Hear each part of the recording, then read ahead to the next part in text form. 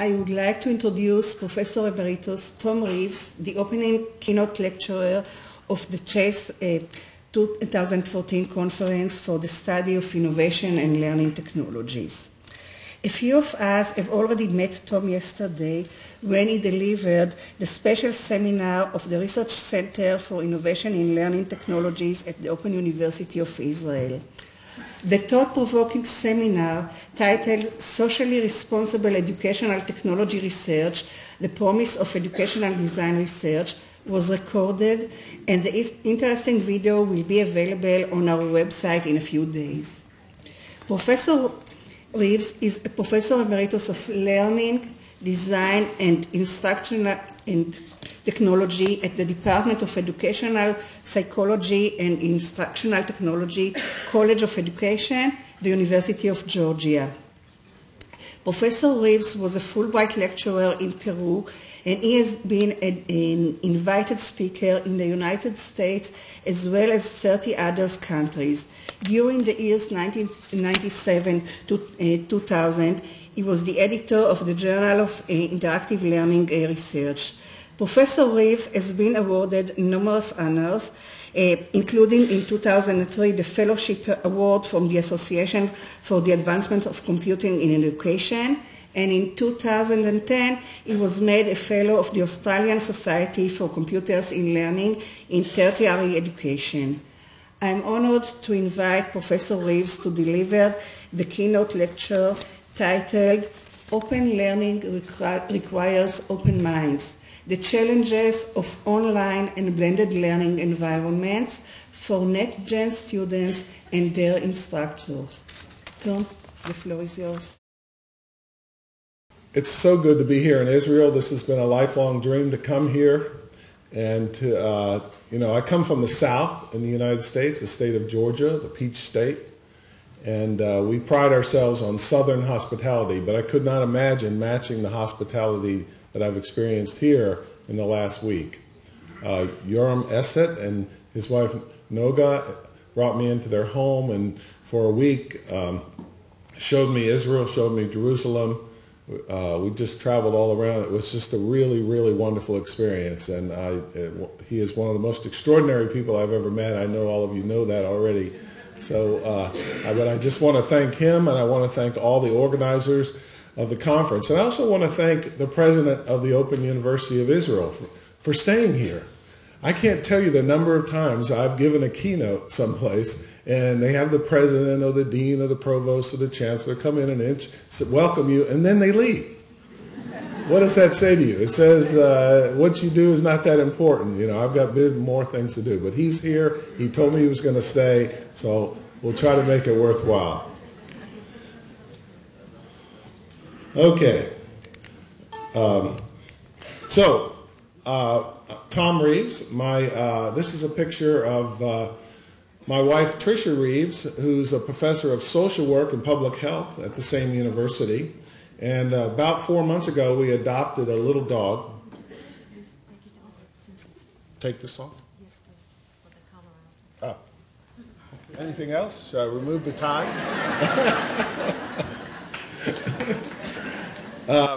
Actually, I am going to remove the tie. I mean, Israelis don't do ties. I don't know why I put that tie on. Okay. So about 4 months ago, we found out a sad story that this little dog is 7 years old, but his owner had cancer and was dying, and one of her last wishes was that someone adopt him. So we adopted him, and Zipper is now ours, and quite a handsome little fellow he is. This is the University of Georgia. Frankly, it doesn't look this way today. I got an email early this morning. The university is closed by snow. Once again, it was closed a couple weeks ago. In fact, the whole city of Atlanta was closed. I don't know if you heard about that, but it was a disaster. But our university is closed once again. This is a typical class that I teach. This is a class actually on educational design research, and we have very international classes of students, students literally from all over the world. And now I retired 3 years ago. I keep an office on campus and still work with doctoral students, but most of the work I do today is in the developing world for the World Health Organization and some other organizations. This is a workshop that I was doing in Turkey last year, and this is some work that I was doing in India 2 months ago. And this is really what I want to do in my retirement years, and I actually will leave here tomorrow and go to South Africa to do some more volunteer work. So what's a keynote? A keynote, I think, should challenge our assumptions, raise some questions, and promote productive change. So I have 3 goals today. What I would like to do is have you maybe just question what you believe and perhaps what you disbelieve about learning and technology and today's students. There's a lot of myths out there about today's students. I'd also like you to enthusiastically endorse learning through authentic tasks, not just online, but in blended and in face-to-face instruction. Authentic tasks, I think, is the way to go. And to reorient our research on online learning from things to challenges, to the real-world problems that we all face. So just to get a quick check of who we have in the room here, how many of you are baby boomers? That is, you're born from 46 to 64. So I was born in 47. We got a lot of baby boomers in here. Now, if you were born before 46, you're part of the silent generation, so we don't want to hear from you.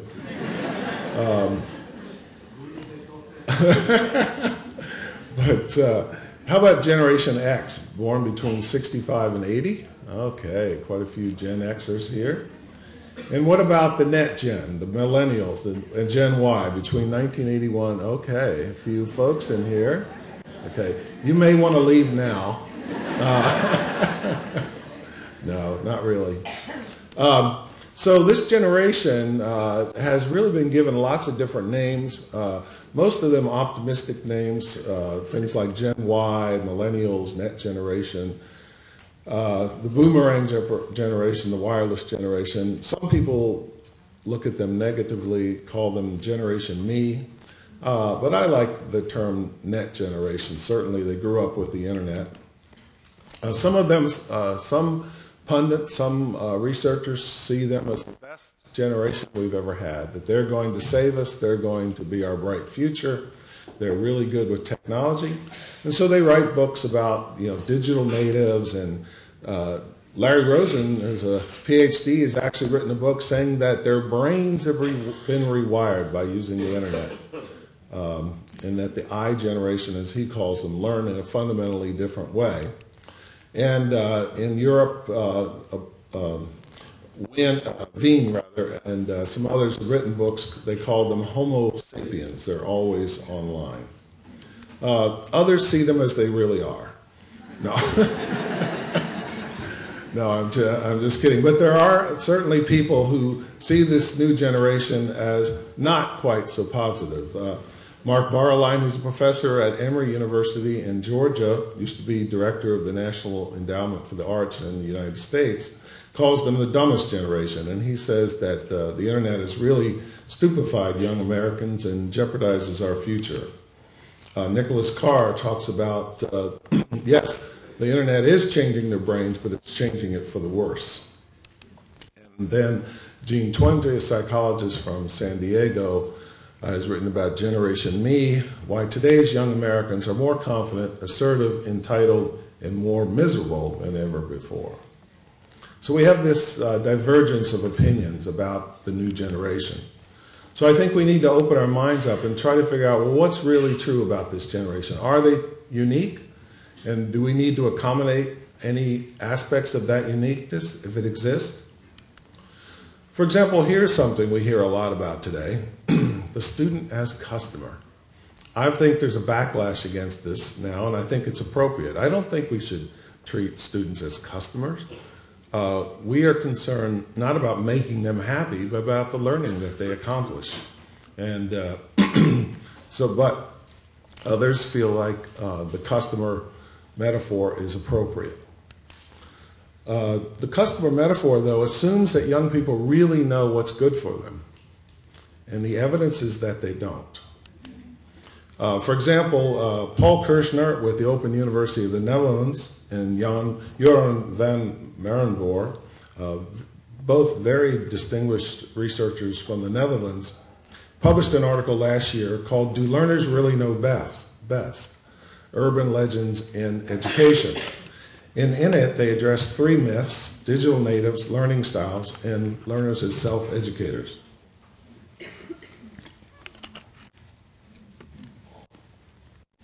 Now, being Dutch, they never smile.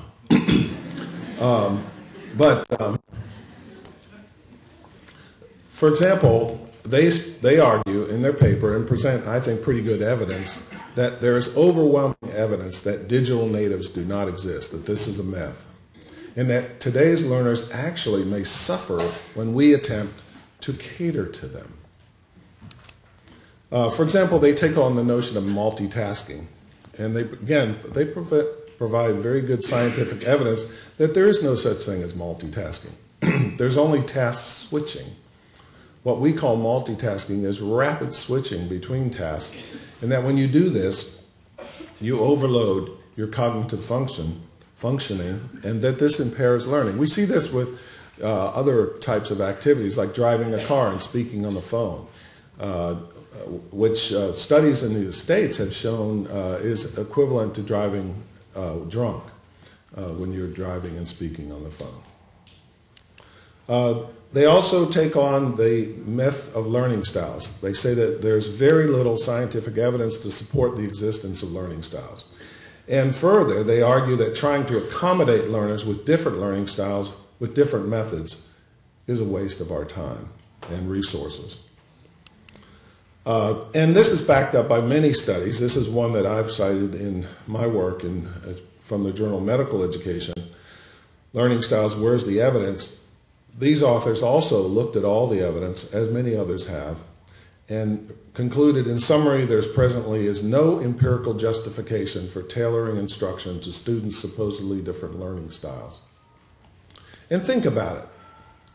Here are some of the learning styles that you'll find in the literature. Indeed, you may find some of these studied here at this conference. But how would we possibly begin to accommodate all of these different learning styles and the complexities and so forth? It just doesn't make sense. We've been trying to come up with these aptitude treatment interactions for decades, and it's a hopeless pursuit.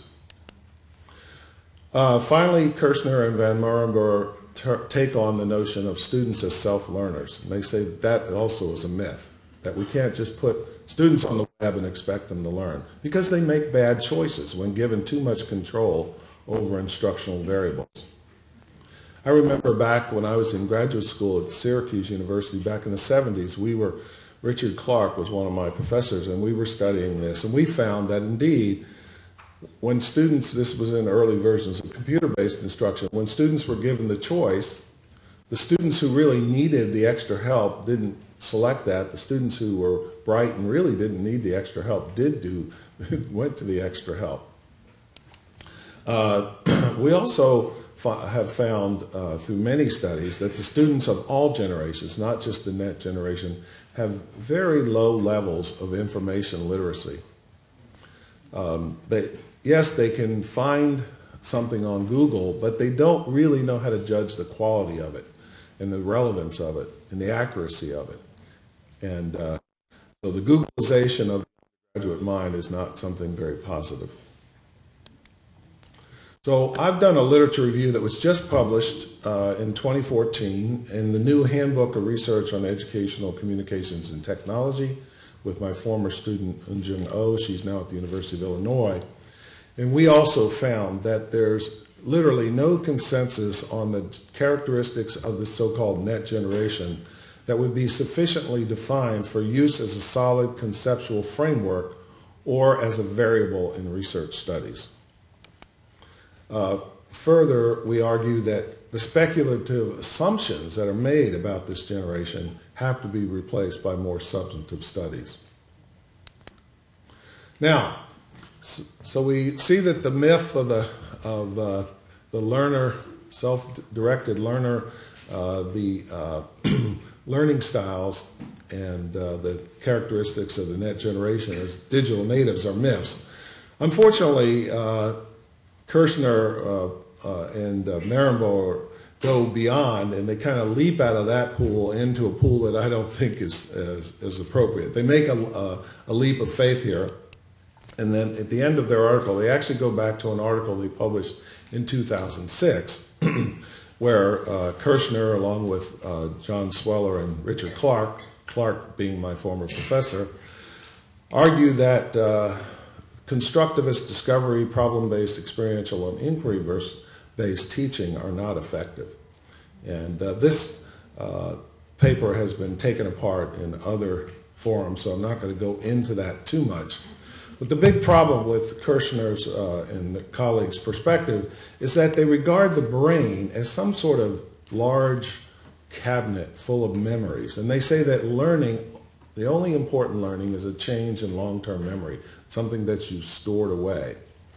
But I don't think this is a very adequate understanding of the brain in the 21st century. The brain in the 21st century is one about communication, about exchange, about interaction with others and with the environment. So it's a different metaphor, and so we need a different approach to teaching. Think about these 21st century outcomes. I dare say that most of you from your institutions would subscribe to these types of outcomes for your learners. You want them to be able to access and use information, to have good information literacy, to be able to communicate across cultures, to demonstrate effort and commitment to high quality work, apply rules and procedures, be creative, think critically, make sound judgments, be able to solve not just textbook problems, but real world problems, to engage in lifelong learning, and to exhibit intellectual curiosity. I think we would all subscribe to these as important outcomes. Very few of these outcomes rely just on memory. They're not about memory. They're about interaction.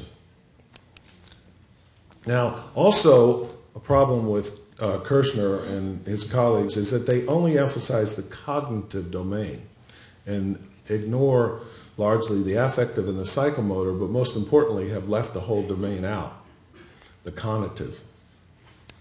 So you're very familiar, I'm sure, with these various domains, and we often, in the cognitive domain, talk about the importance of the higher levels, creating, evaluating, and analyzing. But when you really look at how we organize our instruction and what we assess, and by the way, the only thing students learn of any generation is what's assessed. If it's not assessed, it hasn't been learned, most likely.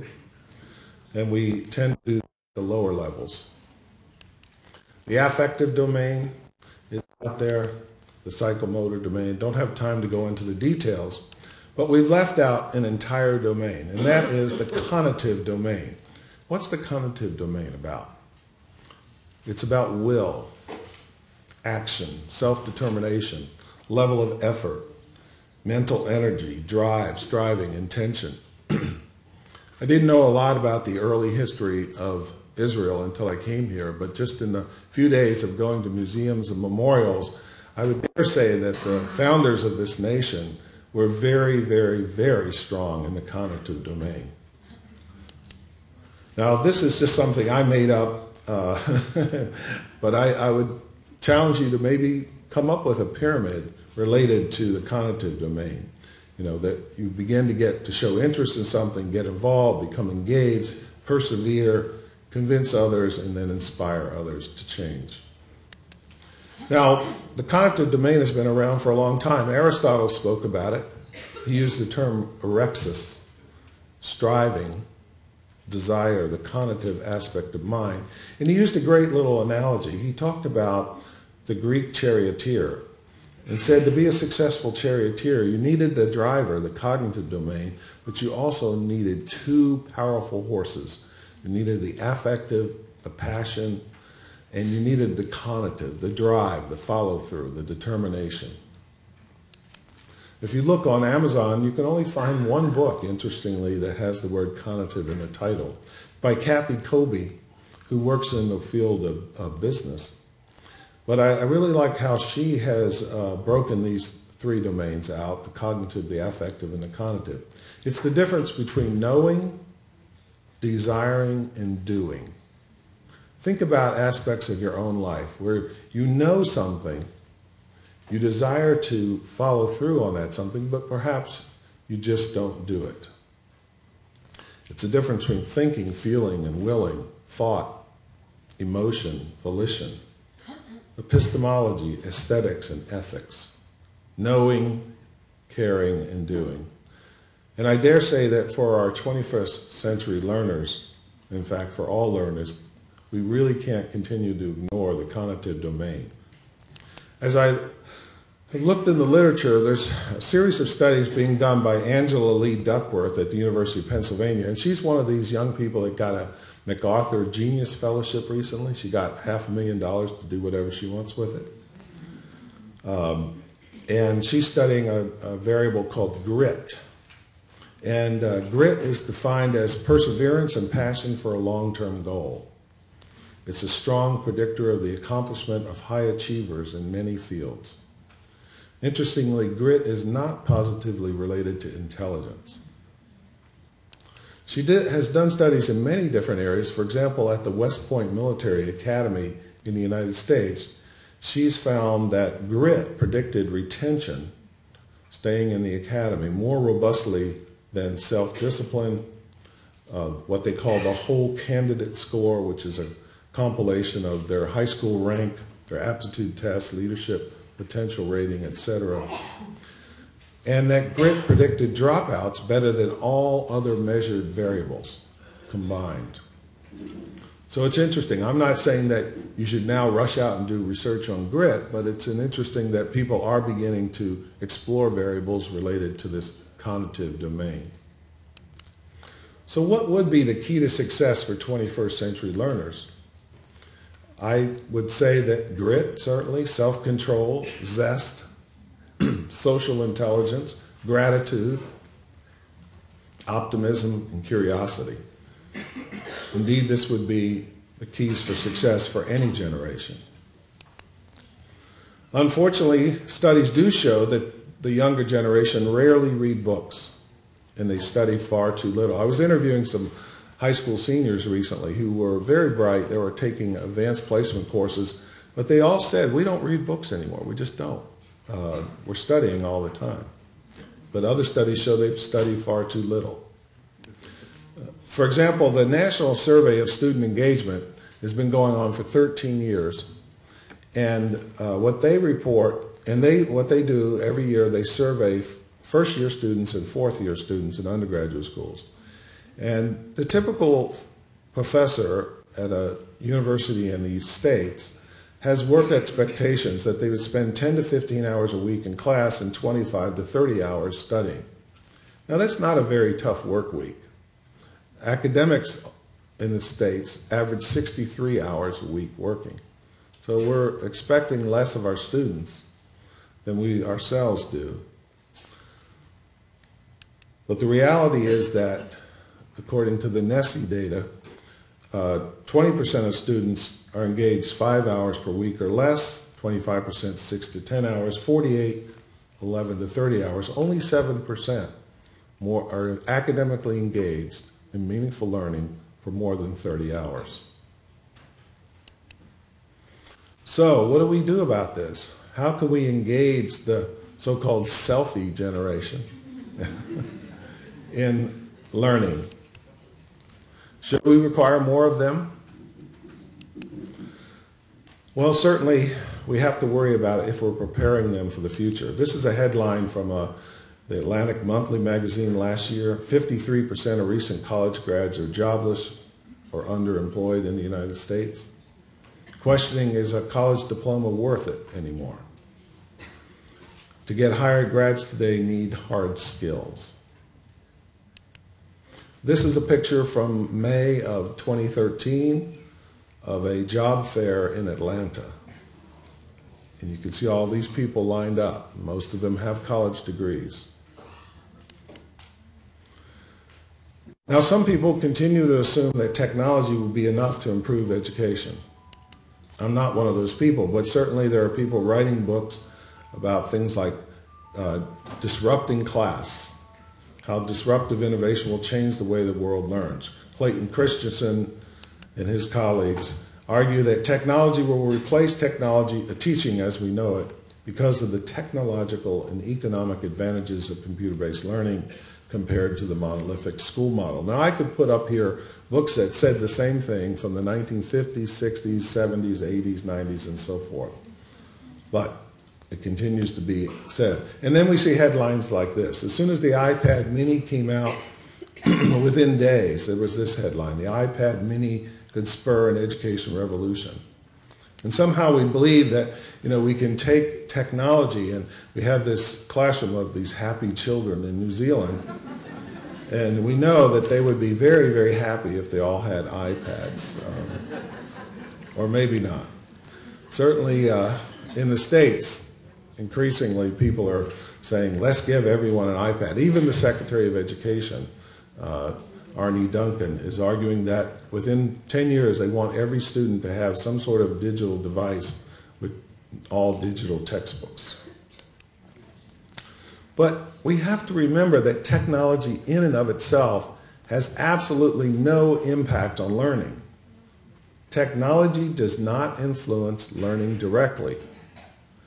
Technologies, the internet, whatever it is, are vehicles for instructional methods. It's instructional methods, it's interactions, it's pedagogy that accounts for learning. I like to use the analogy of aspirin. Aspirin is an acid compound that you need to get in your bloodstream to relieve pain. There's a lot of different media that can be used to get that. You can have tablets, you can have capsules, you can have aspargum, various ways. Some are easier to swallow, some are cheaper, some are faster acting, but it's that acid compound that relieves your pain. Similarly, it's the instructional methods that we as teachers design and enact that actually accounts for learning, not technology per se. Technology is just a vehicle for carrying out our designs. We know what works in higher education. We know what works. The NESE studies have shown again and again that these 5 factors account for learning: student-faculty interaction, active collaborative learning, time on task. We have to stop telling the lie that learning is easy and fun. Learning is not easy and fun. Learning is difficult. Learning is developmental. It takes time. Continuous timely feedback and high academic challenge. So, I argue that in order to accomplish those types of goals, we need to go authentic. I wrote a little book about this a couple years ago, Guide to Authentic E-Learning, with Jen Harrington and Ron Oliver from Australia. Here the 3 of us are. We actually got the Book of the Year award from AECT that year, so we were together. Jan is actually in Japan today, giving a keynote there. And Ron has gone over to the dark side. He's now a pro-vice chancellor. Anyway, we in our model, we have principles that you should provide authentic context in learning environments that reflect the way knowledge will be used in real life. Provide authentic tasks. Provide access to expert performances in the modeling of processes. Provide multiple roles and perspectives. Support collaborative construction of knowledge. Promote reflection to enable abstractions to be formed. Promote articulation to enable tacit knowledge to be made explicit. Provide coaching and scaffolding by mentors at critical times. And provide for authentic assessment of learning seamlessly integrated with the task. Now, those are a lot of design principles, but how do they actually get put into place? Well, I want to talk to you a little bit about a project I'm working on right now with the World Health Organization. Could someone tell me when I have about 10 minutes left, by the way? Thank you. So, working with the World Health Organization for a number of years, and one of the courses they have is a true experiential learning course. in which they put a bunch of people on a bus and take them through Turkey so that they can experience what's called the cold chain.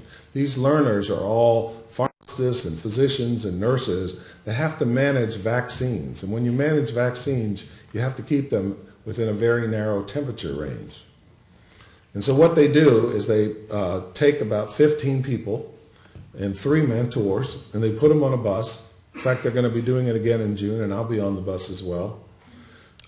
And they travel down the cold chain.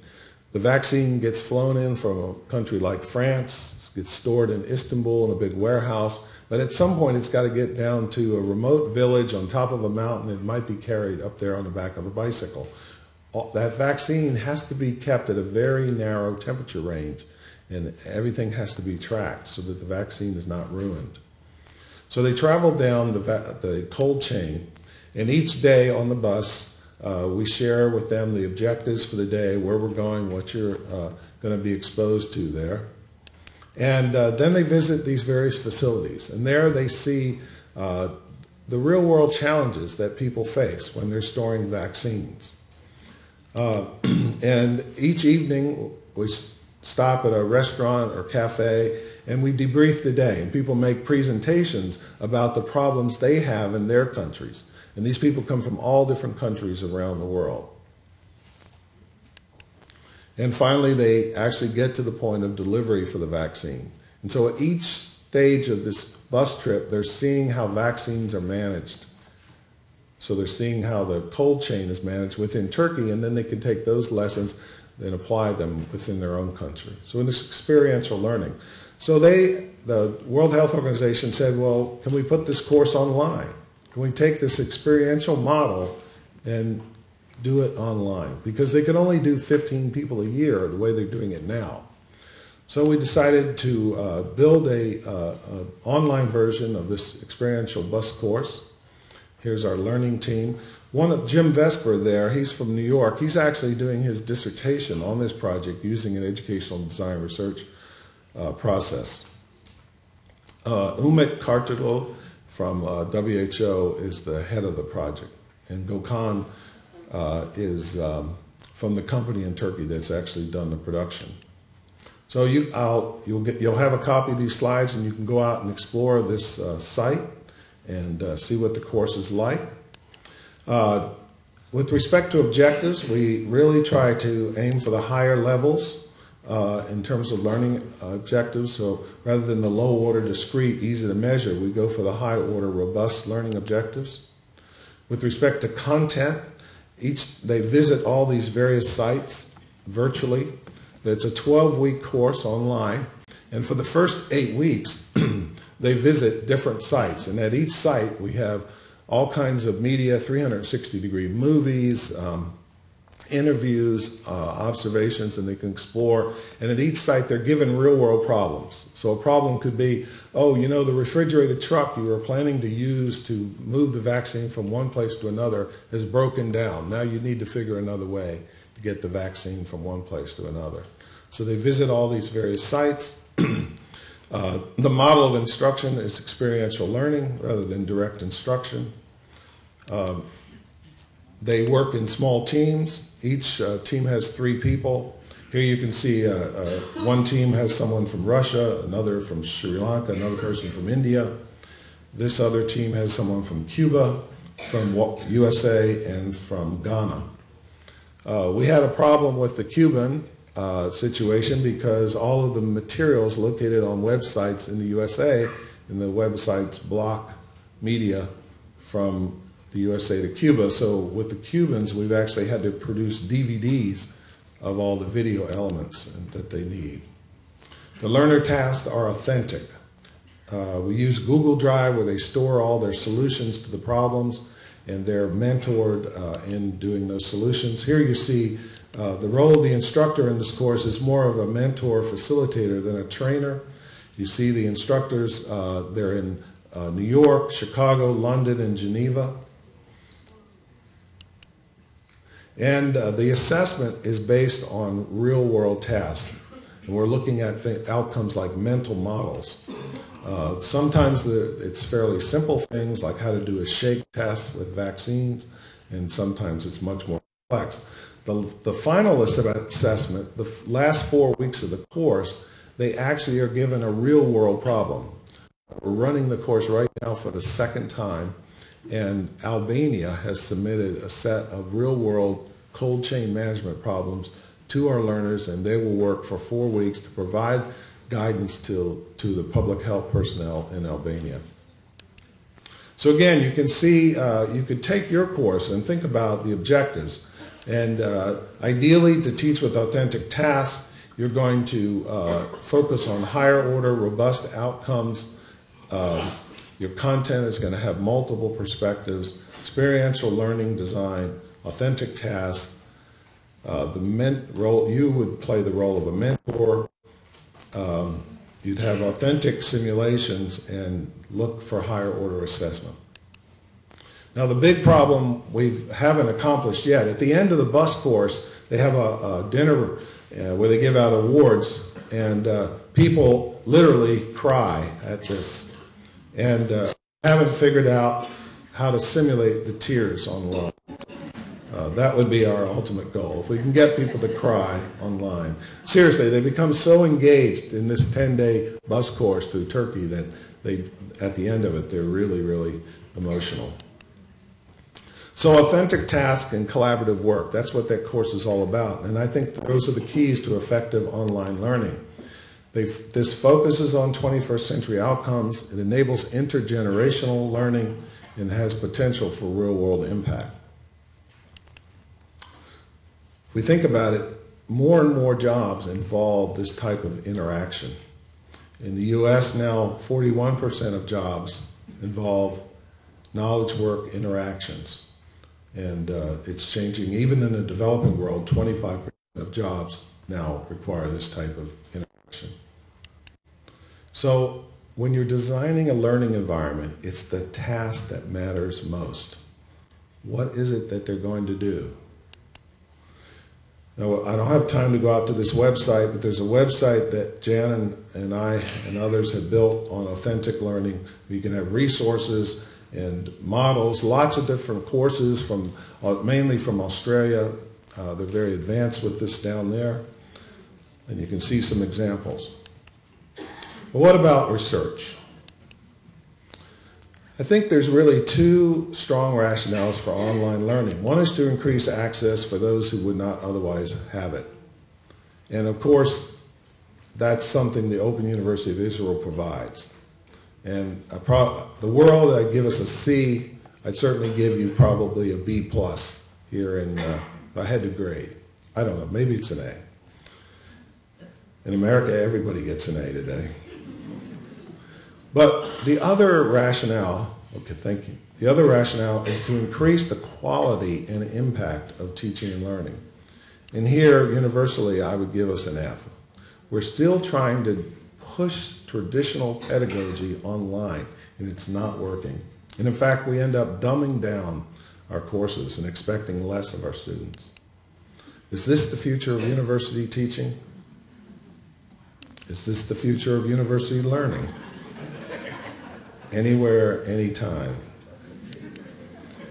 Our journals are full of articles about various variables related to online learning. And I was the editor of one of these journals. And I can tell you that most of them provide absolutely no guidance to our instructors or our learners. Lots of books and other products have been written about this. One, for example, the no significant difference phenomena. Tom Russell wrote this book, and he reviewed distance education technologies from 1928 to 2008 and found that when course materials and teaching methodology are held constant, there are no significant differences in learning outcomes. Why would there be? You're not changing anything. You're just having the same old pedagogy. But just as good is not good enough. We need to change our research focus. Too much research is focused on things, the latest thing. Learning analytics, mobile learning, online learning, 3D printing, games and gamification, wearable technology, the Internet of Things, machine learning, virtual assistants, immersive learning, iPads, etc. We need to shift our research to research on problems, on challenges.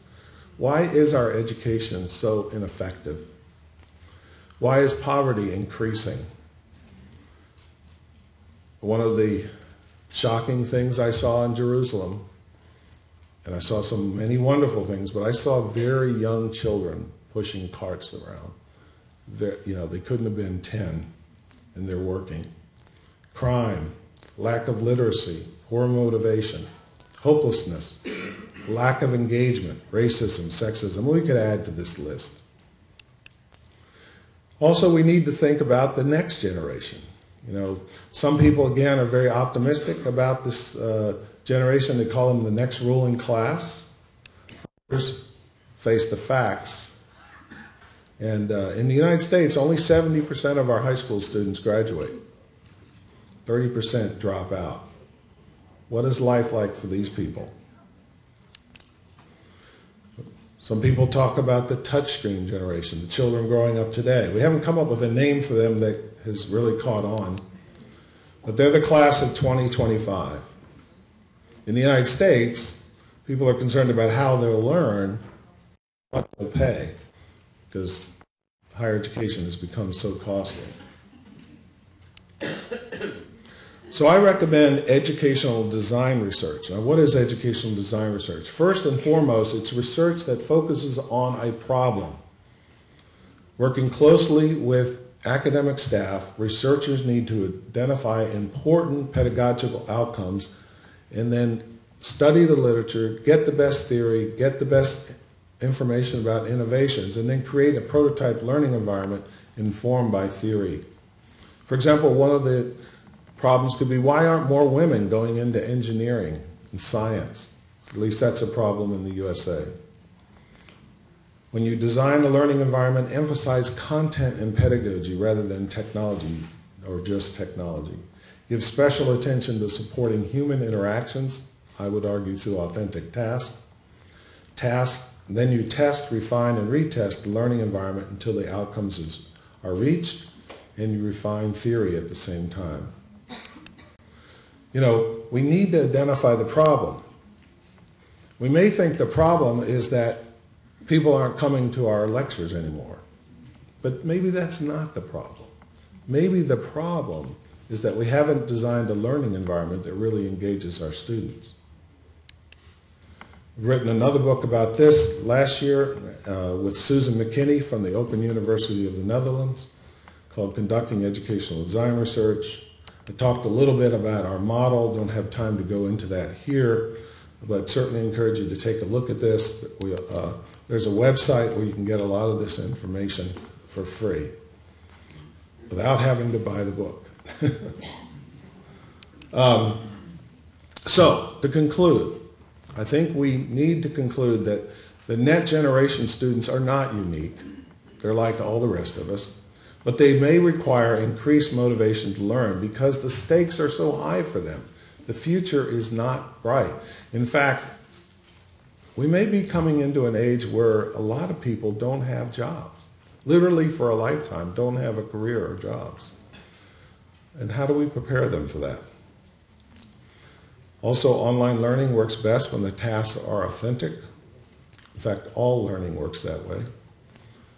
And research must focus on problems, not things. If we're going to change these things, it begins with you. The future is in your hands. Thank you very much.